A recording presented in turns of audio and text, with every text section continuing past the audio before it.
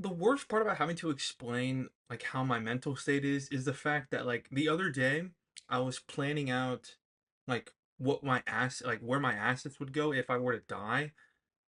And today I'm like, oh dude, I just finished editing a YouTube video. Let's go.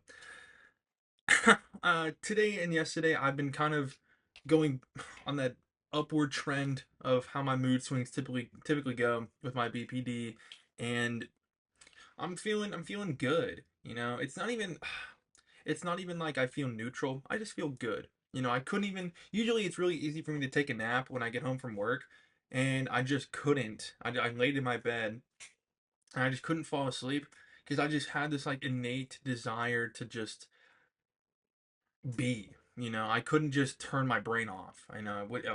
I just wouldn't allow it, I suppose. And I wanted to talk really today about just reminding yourself that there is a light at the end of the tunnel. There is salvation, I guess. You're never really stuck in whatever like mental prison you've put yourself in.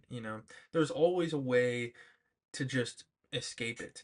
And really a lot of the time is that the answer is time. The answer is just bear through it, just keep moving forward. A lot of what I got caught up on as a kid was the fact that I didn't have a solution to it. I didn't have a solution to just make myself not feel bad anymore. It's not like I could just I'd play the game, I'd play Overwatch, love Overwatch, play my game. I'd feel good in the moment sometimes, and then afterward I would go back to feeling that empty kind of feeling. But what I didn't realize that it literally just takes time. I just need to let this kind of my mood swings just I need to just go. I need to kind of get in the flow of it and kind of realize I wouldn't say the schedule of them, but just how to more or less go with it, just go with the flow, I suppose. This last week I was really on that fucking downward trend.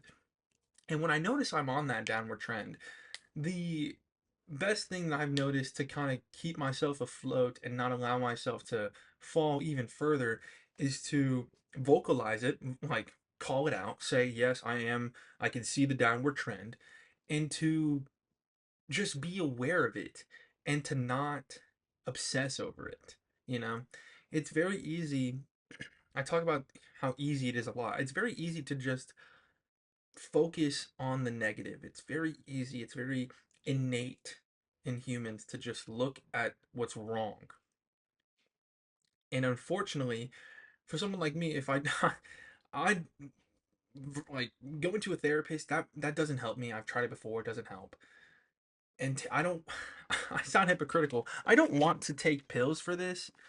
That sounds really sad, because I mean, what if I get used to being on those pills and then I lose access to them for some godforsaken reason? I'd much rather just try and raw dog it and figure it out. Especially since I'm not in a scenario in which I can like harm people, you know? Like, I'm not in a relationship. There's no way I can do like harm anyone, you know what I mean? So I prefer to just be me, figure it out, be a man about it, I guess.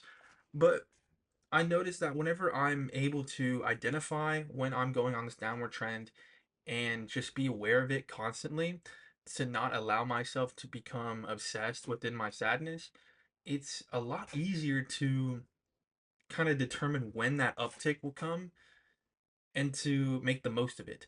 Last night, I realized I was having a really good day.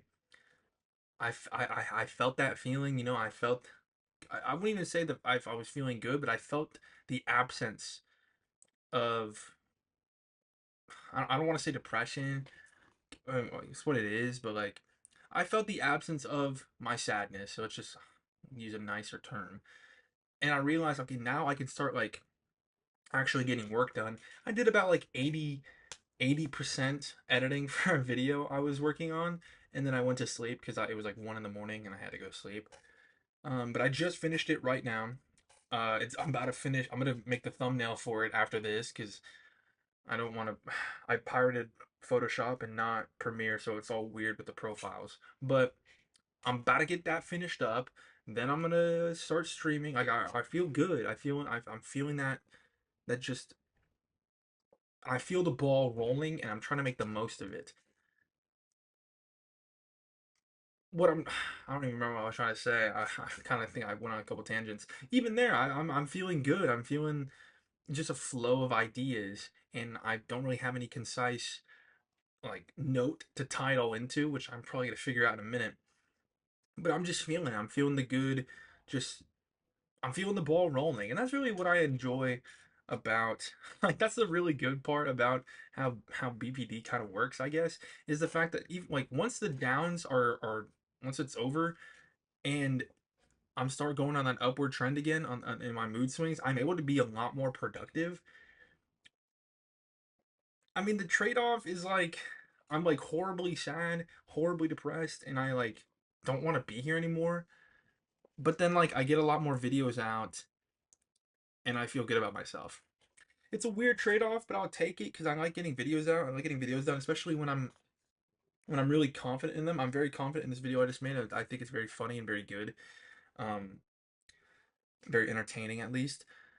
What I'm trying to say is that there always is there it is. There always is a light at the end of the tunnel. There always is some good thing that is always at the end, always just the destination through the hard times, you know. I'm using the scope of a week for this scenario. But honestly, I've seen it in the scope of months, in the scope of like years even. I remember when I first left the psychiatric facility I was in, that was the first time I like genuinely felt just calm. You know, I just felt this wave of calm over me that like some part of me that was the most like toxic and hurtful part of me was just gone, you know? And in that moment I felt just like at peace. I was like this like I can make something work now. I can finally I feel like I can finally start living, you know? There always is a light at the end of the tunnel, guys. Lock in. Thank you.